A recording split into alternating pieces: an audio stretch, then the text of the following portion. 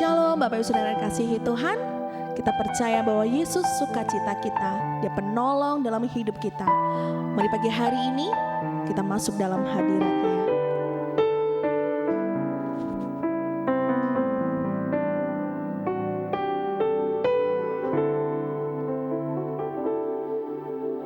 Yesus sukacitaku,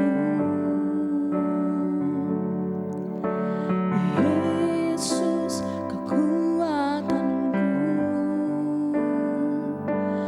penolong dalam kesesakan. Kau sangat terbukti, hatiku bersuka memuji namamu, jiwaku bermegah. Ku angkat tanganku, apapun yang terjadi dalam keadaanku, sukacitaku hanya di dalam-Mu.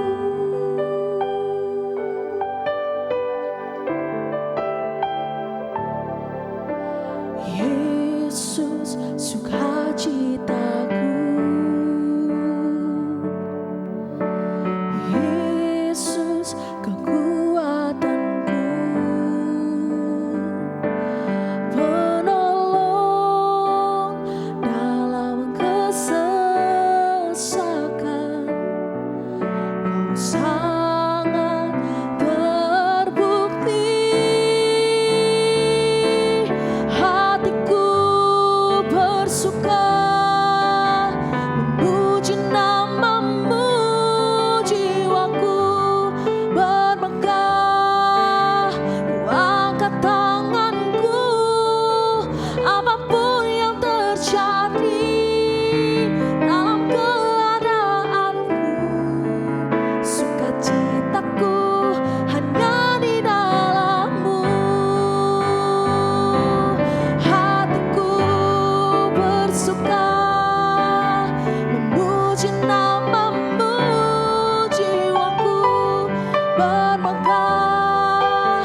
Ku angkat tanganku, apapun yang terjadi dalam keadaanku, sukacitaku hanya di dalam-Mu. Apapun yang terjadi dalam keadaanku, sukacitaku Tuhan hanya di dalam-Mu. Apapun yang terjadi dalam keadaanku, sukacitaku hanya di dalam-Mu.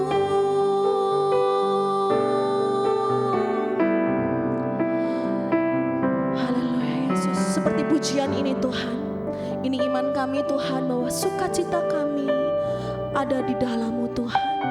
Apapun yang terjadi dalam hidup kami Tuhan, kami mau berpengharapan di dalam-Mu Tuhan. Kami mau tetap bersukacita di dalam-Mu Tuhan, karena kami tahu bahwa rancangan-Mu adalah rancangan damai sejahtera untuk setiap kami Tuhan. Sebentar Tuhan, kami mau belajar kebenaran firman-Mu. Urapi Tuhan hamba-Mu yang akan menyampaikan isi hati-Mu, dan Kau juga yang mengurapi setiap kami yang mendengarkan ya Tuhan Yesus.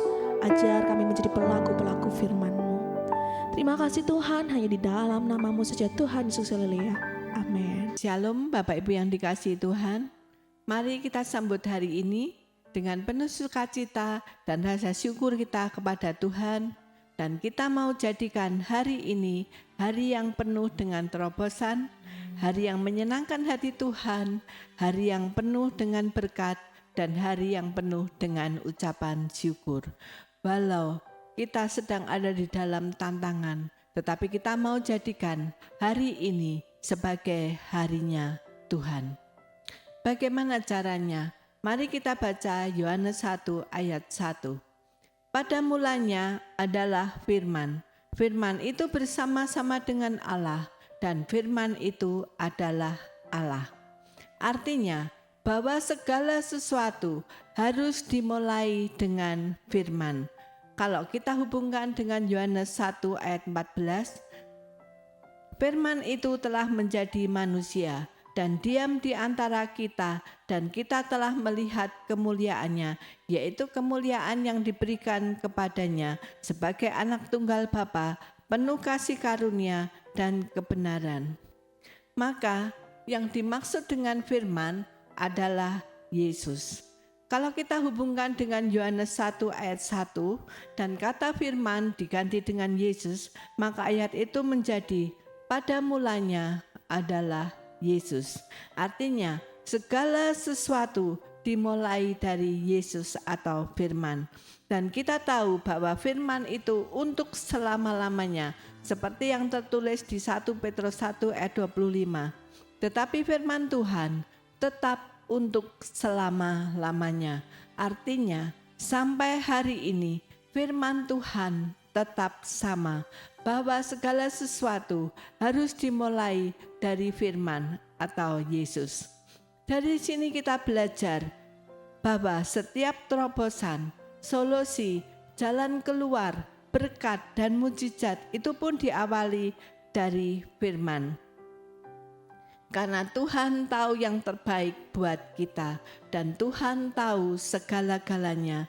Jadi inisiatif utama terjadinya berkat atau mujizat itu berasal dari Tuhan. Sekalipun respon atau tindakan iman dari manusia diperlukan sebagai syarat terjadinya mujizat. Seperti yang dikatakan di Matius 9 ayat 29b. Jadilah kepadamu menurut imanmu. Tetapi Tuhan adalah mutlak sebagai sumber kuasa yang menciptakan mujizat. Jadi untuk mujizat pun pada mulanya adalah firman. Jadi secara rinci proses terjadinya mujizat atau berkat. Yang pertama, inisiatif dimulai dari Tuhan. Artinya Tuhan yang mengawali atau mencetuskan ide atau gagasannya. Terlebih mujizat adalah peristiwa di luar hukum alam atau akal manusia yang semata-mata terjadi karena kedaulatan, belas kasih, dan kehendak Tuhan. Manusia tidak memiliki kemampuan untuk memaksakan atau menciptakan mujizat dengan kekuatannya sendiri. Yang kedua, tugas manusia adalah merespon, percaya dalam iman dan ketaatan, serta melakukannya. Itu sebagai jembatan bagi kuasa Tuhan untuk bekerja. Kita ambil contoh, misal Naaman. Naaman sembuh dari sakit kusta karena mandi 7 kali di sungai Yordan. Kisah kesembuhan Naaman dari penyakit kusta tertulis di 2 Raja-Raja 5 ayat 1-19. Ia disembuhkan setelah mentaati perintah Nabi Elisa untuk membasuh diri sebanyak 7 kali di sungai Yordan. Kita baca 2 Raja-Raja 5 ayat 14. Maka turunlah ia membenamkan dirinya 7 kali dalam sungai Yordan, sesuai dengan perkataan abdi Allah itu. Lalu pulihlah tubuhnya kembali seperti tubuh seorang anak, dan ia menjadi tahir. Naaman adalah seorang panglima tentara Aram yang sangat dihormati, tetapi ia menderita penyakit kusta. Atas saran seorang pelayan perempuan Israel, ia pergi menemui Nabi Elisa. Elisa menyuruhnya mandi di sungai Yordan sebanyak 7 kali. Saya percaya bahwa perintah yang disampaikan oleh Nabi Elisa kepada Naaman adalah bukan inisiatif dari Nabi Elisa sendiri, tetapi itu adalah pesan Tuhan yang disampaikan kepada Naaman melalui Nabi Elisa. Ketaatan Naaman membawa mujizat. Memang awalnya Naaman sempat ragu dan marah karena perintah yang dianggap tidak masuk akal. Namun setelah dibujuk oleh pegawainya, ia taat dan akhirnya sembuh. Pertanyaannya, kalau Naaman tetap bersikeras, tidak mau membenamkan diri di sungai Yordan. Apakah mujizat itu terjadi? Dari kisah Naaman ini, ada beberapa hal yang dapat kita teladani agar mujizat dan berkat Tuhan terjadi di dalam kehidupan kita. Yang pertama, bawa hidupmu kepada Tuhan. Kita membawa hidup kita kepada Tuhan tidak hanya saat kita mengalami masalah, tetapi setiap keputusan yang akan kita ambil, kita harus melibatkan Tuhan.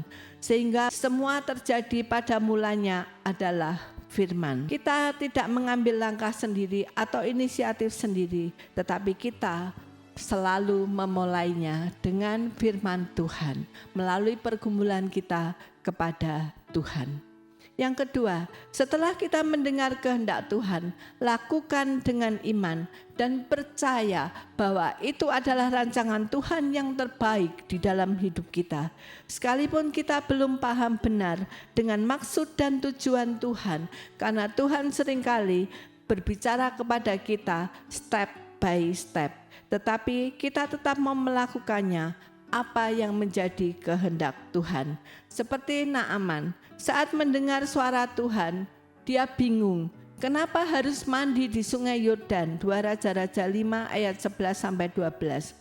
Tetapi pergilah Naaman dengan gusar sambil berkata, aku sangka bahwa setidak-tidaknya ia datang keluar dan berdiri memanggil nama Tuhan Allahnya, lalu menggerak-gerakkan tangannya di atas tempat penyakit itu dan dengan demikian menyembuhkan sakit kustaku.